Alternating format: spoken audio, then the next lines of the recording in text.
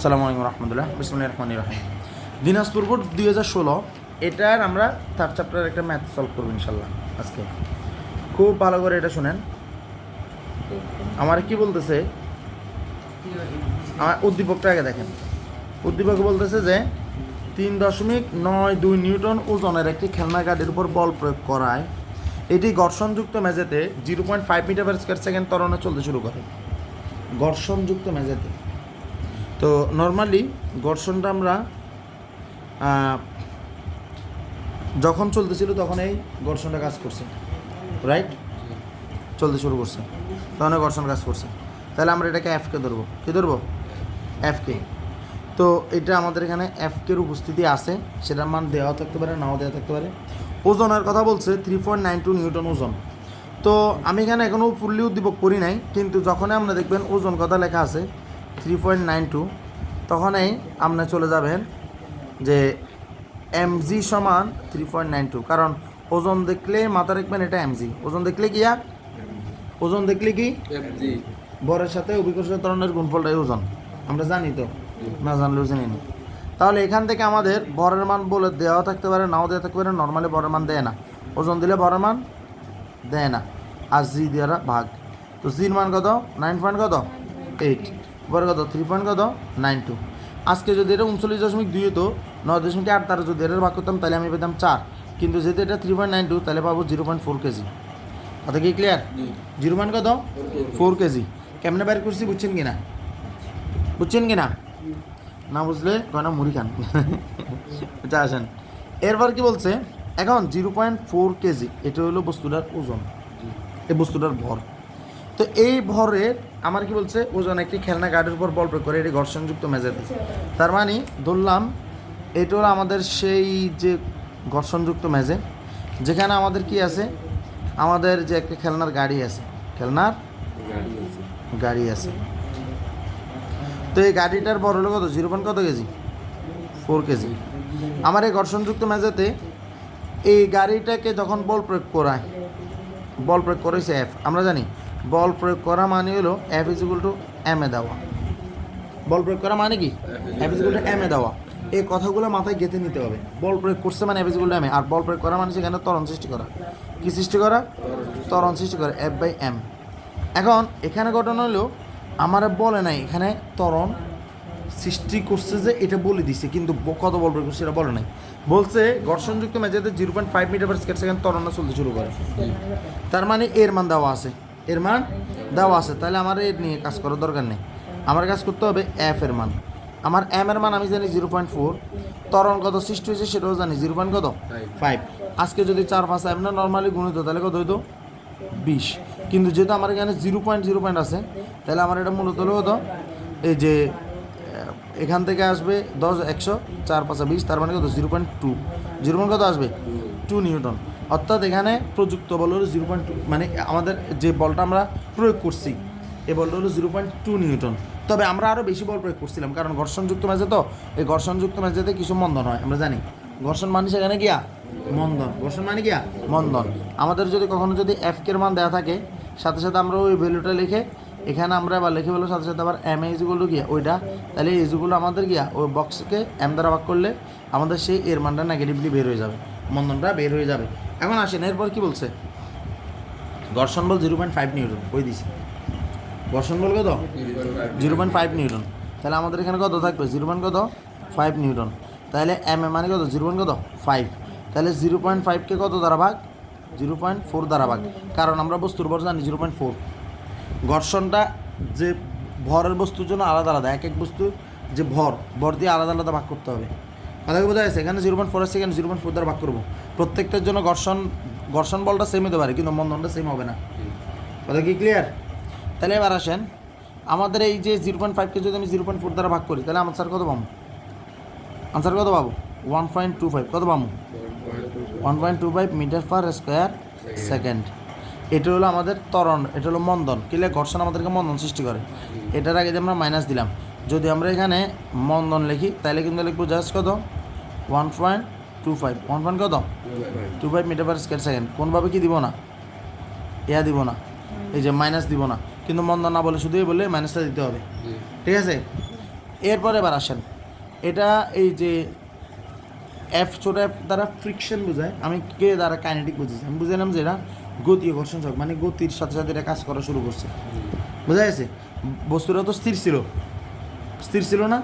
তো এটার উপর আমি যখন বল প্রয়োগ করছি, বল প্রয়োগ করার পরে কী হয়েছে? গতি সৃষ্টি হয়েছে, আর গতি সৃষ্টির সাথে সাথে ঘর্ষণটাও কী হয়েছে? সৃষ্টি হয়েছে। এখানে আমি এফকে ব্যবহার করছি, কাইনেটিক। তো যেটা হোক, আমার কাছে কী চাইছে? আমার কাছে চাইছে অভিকর্ষজ ত্বরণ কাকে বলে। আমরা জানি অভিকর্ষ বলের প্রভাবে মুক্তভাবে পড়ন্ত বস্তুর বেগ বৃদ্ধির হারকে অভিকর্ষজ ত্বরণ বলে। ত্বরণ কাকে বলে? বস্তুর বেগ বৃদ্ধির হারকে ত্বরণ বলে, বস্তুর বেগের পরিবর্তনের হারকে ত্বরণ বলে। সময়ের সাথে বস্তুর অবস্থান, বস্তুর বেগের পরিবর্তনকে ত্বরণ বলে, এভাবে বলা থাকে ব্যাপারটা। তো অভিকর্ষ ত্বরণ কাকে বলে? তাহলে যে ত্বরণ অভিকর্ষের জন্য সৃষ্টি হয়, তাহলে অভিকর্ষ বলের জন্য যে ত্বরণ সৃষ্টি হয়, তাহলে অভিকর্ষ বলের প্রভাবে মুক্তভাবে পড়ন্ত বস্তুর, যে উপরে থেকে নিয়ে ছেড়ে দিলাম, অভিকর্ষ বলের প্রভাবে মুক্তভাবে পড়ন্ত বস্তুর বেগ বৃদ্ধির হারকে অভিকর্ষজ ত্বরণ বলে। পৃথিবীর কেন্দ্রে বস্তুর ওজন শূন্য কেন? আপনারা অভিকর্ষজ ত্বরণ সম্বন্ধে একটা জিনিস মনে আছে যে জি বেরিয়েছে GM/r², এটা শেখানো হয়েছিল কিনা? তো এটা যখন পৃথিবীর আমি যখন কেন্দ্রে যাব, কেন্দ্রে গেলে ব্যাসার্ধ আর মান 0 চলে আসবে না? তো আর মান যদি 0 চলে আসে, নর্মালি জি আর এম এটা তো কী ছিল? ধ্রুবক ছিল। তখন আমরা বলছিলাম যে জি বেরিসেস 1/r², মনে আছে? এটা আসছিল না? এটাই তো আসছিল যে এই যে অভিকর্ষজ ত্বরণ এর সাথে পৃথিবীর ব্যাসার্ধের বর্গমূলের ব্যস্তানুপাতিক বর্গের ব্যস্তানুপাতিক সম্পর্ক। তাহলে আর এর মান যদি 0 হয়ে যায়, তাহলে আমাদের জি এর মানও 0। কেন? কারণ এটা বাড়ার সাথে সাথেই তো এটার কমা বাড়ার কথাটা আসবে। তো এটা যদি 0, তাহলে এটাও 0 হবে। এখানে আবার এটা মিলাতে যাই না যে এটা নিচে 0, এটা দ্বারা বাক করলে আনসার ইনফিনিটি, এসব মিলাতে যাইয়েন না। কথা কি বোঝা যাচ্ছে? এখানে সম্পর্কটা এইভাবে চিন্তা করা হয় যে আমার এটা যখন 0-তে চলে আসবে, তখন এটাও 0। মানে ব্যাপারটা হলো যে এটা বাড়া কমার, মানে এখানে আর এর মানটা বেশি, এখানে জি এর মান কম, এটা হলো বিষুবীয় অঞ্চল। এখানে আর এর মান কম, এখানে জি এর মান বেশি, এটা হলো মেরু অঞ্চল। কথা কি বোঝা যাচ্ছে? তো তাহলে আমার আর এর মান যত নিচের দিকে কমতে থাকবে, ঠিক আছে, অভিকর্ষজ ত্বরণ তত বৃদ্ধি পাবে, ব্যাপারটা এভাবে বলবো না। আর এর মান যখন কমতে কমতে 0 হবে, অভিকর্ষজ ত্বরণ তখন 0 হবে, ব্যাপারটা এভাবে বলবো। কথা কি বোঝা যাচ্ছে? আর মান যখন 0 হবে, অভিকর্ষজ ত্বরণ কী হবে? 0 হবে। কারণ ওইটার একটা ভ্যালু অনুযায়ী কী হবে? জি এর মানে তারতম্য ঘটবে। কিন্তু এটা যখন 0, এটা তখন 0। কথা ক্লিয়ার? ব্যাপারটা কীভাবে চিন্তা করো যে তোমার সাথে তোমার বান্ধবীর সম্পর্কটা ব্যস্তানুপাতিক, তুমি যেদিকে যাবা তোমার বান্ধবী সেদিকে যাবে, এভাবে চিন্তা করো না। তোমার বান্ধবী দিনেতে নেই, তাহলে তার কোনো ঝামেলাই নেই। কোনো ঝামেলা আছে? বান্ধবী দিনেতে নাই। ওকে, এখন আসেন আমাদেরকে কি বলছে? গাড়ির উপর প্রযুক্ত বলের মান কত? কি বলছে? গাড়ির উপর প্রযুক্ত বলের মান কত, এটা বলছে। তো প্রযুক্ত বলের মান কি? প্রযুক্ত বলের মান হলো, সবসময় দেখবে যদি প্রযুক্ত বল হলো তুমি যে বল দিছো, রিমেম্বার প্রযুক্ত বলকে আরও একটা নাম বলে, সেটা নাম মোট বল। কী বলে? মোট বল। সেটা হলো প্রয়োগকৃত বল যোগ ঘর্ষণ বল, দুইটাই কাজ করে। কথা কি ক্লিয়ার? তো প্রয়োগকৃত বল কোনটা? যেটা হলো এফ, যেটা তুমি দিছো। ঘর্ষণ বল কোনটা? সেটাকে এফ কেও বলে, এফ প্রাইমও বলে, দুইটাই বলে। তাহলে এফ এর মান কত? এফ এর মান হলো এম এ। এফ এর মান কত? 0.5 নিউটন। দেয়া আছে না? আছে না? এখন এটা দেওয়ার দরকার না, একক সবসময় লাস্টে দিব। যারা একক মাঝখান থেকে অঙ্ক শুরু করে, এরা কোনোদিনও নাম্বার পায় না। এম এর মান কত? কারণ এরা ভুল করে। এম এর মান কত? 0.4। এর মান কত ছিল? 0.5 না? 0.5 তো ছিল, সরি না, এর মান ছিল এই যে এটা আমাদের করছিলাম তো এই 0.5। হ্যাঁ ঠিক আছে 0.5, আর বস্তু 0.4, আর এটা হলো কত? 0.5। তাহলে 0.4 আর 0.5 মানে কত? 1.25, আর এটা কত? 0.5। তাহলে 1.25 সাথে যদি 0.5 যোগ হয়, তাহলে কত হবে? 1.75 মিটার পার 75 কত হবে?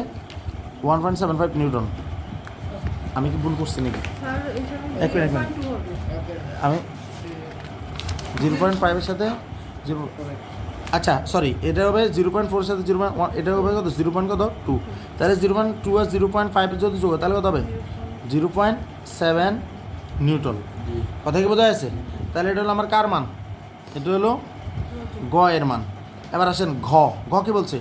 ঘর্ষণযুক্ত ঘর্ষণবিহীন অবস্থায় মেঝেতে ত্বরণের কী পরিবর্তন হয়? খারাপ লাগতেছে তোমার? ঘর্ষণযুক্ত ঘর্ষণবিহীন অবস্থায়, তো ঘর্ষণযুক্ত অবস্থায় ত্বরণের মান আর ঘর্ষণবিহীন অবস্থায় ত্বরণের মান দুটো তো সেম না। ঘর্ষণের সময় বাধা দানকারী বল কাজ করে, ঠিক আছে, তাহলে এখানে মন্দন কাজ করে। তাহলে তাহলে এই যে আমারে কিন্তু এখানে একটা জিনিস বলে দিচ্ছিল, সেটা হলো যে ঘর্ষণ যুক্ত মেঝেতে ত্বরণের মান 0.5 মিটার পার স্কয়ার সেকেন্ড। তাহলে এটা তো বের করার দরকার নেই। আমরা তো ত্বরণ ঘর্ষণযুক্ত অবস্থায় ত্বরণ এই প্রাইমের মান আমরা জানি, সেটা কত 0.5 মিটার পার কত স্কয়ার সেকেন্ড। এখন আজকে যদি ঘর্ষণ না থাকতো, মন্দনে যে 0.5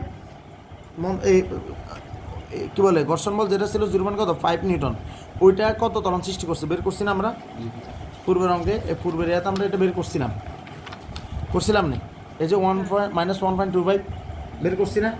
তাহলে আজকে -1.25টা উল্টা পক্ষে দেখতো না, ঘর্ষণ না দেখলে। ব্যাপারটা ভাবে চিন্তা করো না, তুই বোর্ডে মানে বোর্ডে দাঁড়াইছো, নির্বাচনে দাঁড়াইছো, তো যারা যারা তোমার বিরুদ্ধে ভোট দিচ্ছে, আজকে যদি মতবিরোধ না দেখতো, তারা তোমার পক্ষে কাজ করতো না।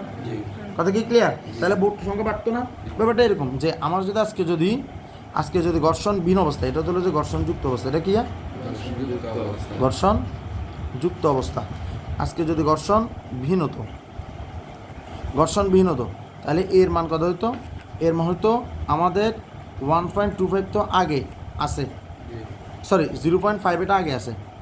0.5-এর সাথে 1.25 এটা কী হইব? তো যোগ হইতো, যোগ হলে কত হবে? 1.75 মিটার পার কত স্কয়ার সেকেন্ড। অঙ্ক করা লাগতেছে না, কারণ আমরা 1.25 আগে বের করে ফেলছি। এখন কত হলো 1.25 তো বের করার দরকার নেই, তারপর আমরা উদ্দীপক ভেঙে করার সময় আমাদের এটা বের হয়ে গেছে। কথা কি ক্লিয়ার? তাহলে আমরা কি করব? আমাদের এই প্রাইমের মানটা আমরা দিয়ে দিব, ঠিক আছে? প্রশ্নে উদ্দীপক উল্লিখিত ঘর্ষণযুক্ত অবস্থায় এই প্রাইমের মান 0.5 মিটার পার স্কয়ার সেকেন্ড, ঠিক আছে? এখন ওই যে ঘর্ষণ বল মান দিচ্ছে না এফকের মান দিয়ে এই যে আমরা এখানে বের করছি যে 0.5 মিটার, এখান থেকে এর মানটা বের করতে পার না? বের করতাম কি না? তাহলে এটাকে ধরো যে আমরা এই যে এটা কত ঘর্ষণযুক্ত অবস্থায়, এটাকে এ প্রাইম, তো তাহলে এটাকে আমরা ধরো এ ডবল প্রাইম দিতাম। কত? এ ডবল প্রাইম। এটা সমস্যা নাই, 1 2 দিয়ে ব্যবহার করা যায়, এটা তোদের ইচ্ছা, তোরা কীভাবে নোট করবি। এখন ঘর্ষণবিহীন অবস্থায় আমরা এটাকে ধরলাম যে এ ধরলাম, ঘর্ষণ অবস্থায় কী ধরলাম? এ ধরলাম। তো এ ধরলাম যে আমাদের 1.25টা আসছে আমাদের কোত্থেকে? এ ডবল প্রাইম, আর এটা আসছে কোত্থেকে? এ প্রাইম। এই দুটো যোগ করল 1.75 মিটার পার স্কয়ার সেকেন্ড। আজকে যদি ঘর্ষণ না থাকতো, তাহলে আমাদের ত্বরণ এটা কাজ করতো, বোঝা গেছে? আবার এটা যদি কাজ করে, আমাদের এটা যদি কাজ করে, তাহলে দেখবে তুমি যদি এফ সমান কত এম, না এম এর মান কত 0.4, তুমি যদি 1.75 গুণ করো, তাহলে দেখবে 0.4 এর সাথে 1.75 গুণ করলে 0.7 নিউটন হয়ে যাবে। অর্থাৎ আমার যে প্রযুক্ত বল যেটা প্রয়োগ এবং ঘর্ষণের টোটাল যেটা, এটা সম্পূর্ণ আমার পক্ষে হইতো না, এটা পাওয়া যাবে। বোঝা গেছে? কথা কি বোঝা গেছে কিনা? এটা কত নাম্বার করছি? দিনাজপুর বোর্ড 2016 একটাই করছি। কয়টা করছি? একটা। এটা করার ফায়দা কি? একটা অঙ্ক করছি যাতে এটা মাথাতে থাকে। কথা কি ক্লিয়ার? প্রত্যেকটা প্রশ্ন দেখার সাথে সাথে প্যাটার্নসও বলতে হবে যে আচ্ছা এই যে অঙ্কটা আসছে, এটা তো দিনাজপুর 2016 এরকম একবার আসছিল। কথা কি ক্লিয়ার? এইভাবে চিন্তা করতে হবে অঙ্কগুলা।